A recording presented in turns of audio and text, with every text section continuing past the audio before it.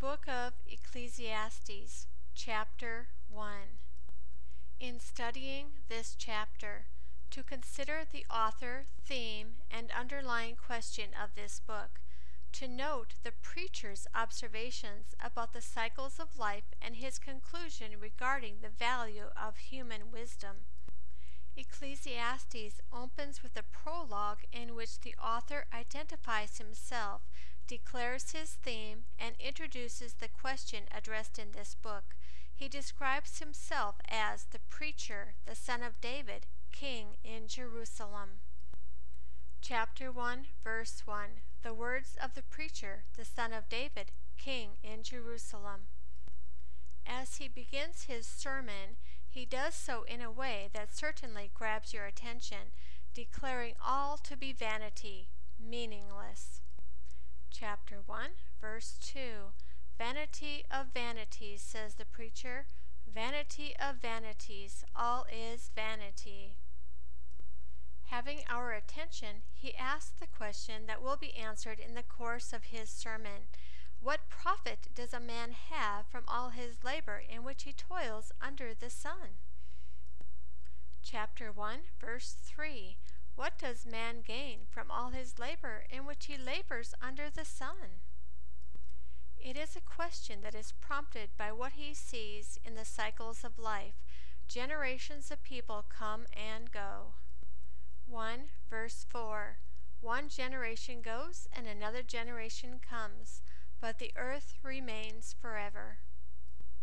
The sun rises and sets, only to do the same day after day. 1, verse 5. The sun also rises and the sun goes down, and hurries to its place where it rises. Wind currents and water cycles are constantly repeated, and man is never satisfied with what he sees or hears.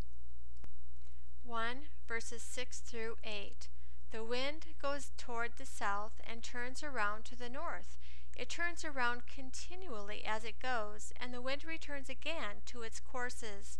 All the rivers run into the sea, yet the sea is not full. To the place where the rivers flow, there they flow again. All things are full of weariness beyond uttering.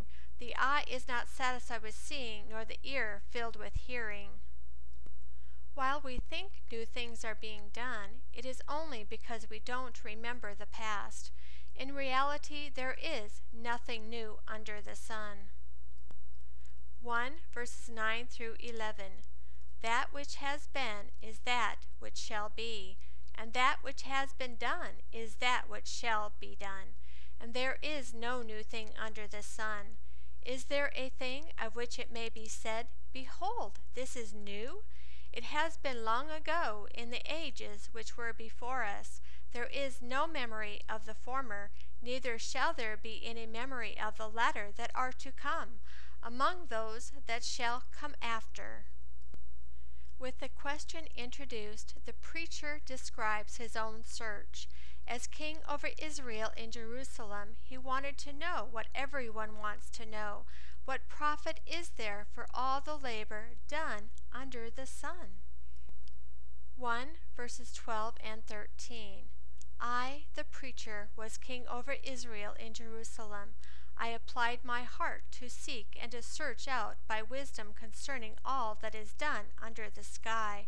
It is a heavy burden that God has given to the sons of men to be afflicted with. Right up front, he tells us what he found. All is vanity and grasping for the wind. 1, verses 14 and 15. I have seen all the works that are done under the sun, and behold, all is vanity and a chasing after wind. That which is crooked can't be made straight, and that which is lacking can't be counted. Having been blessed with greatness and wisdom, he began his search, exploring wisdom, madness, and folly. 1, verses 16 and 17. I said to myself, Behold, I have obtained for myself great wisdom above all who were before me in Jerusalem. Yes, my heart has had great experience of wisdom and knowledge. I applied my heart to know wisdom and to know madness and folly. I perceived that this also was a chasing after wind.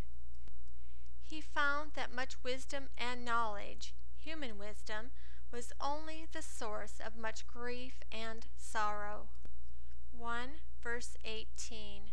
For in much wisdom is much grief, and he who increases knowledge increases sorrow. This concludes chapter 1 of the book of Ecclesiastes.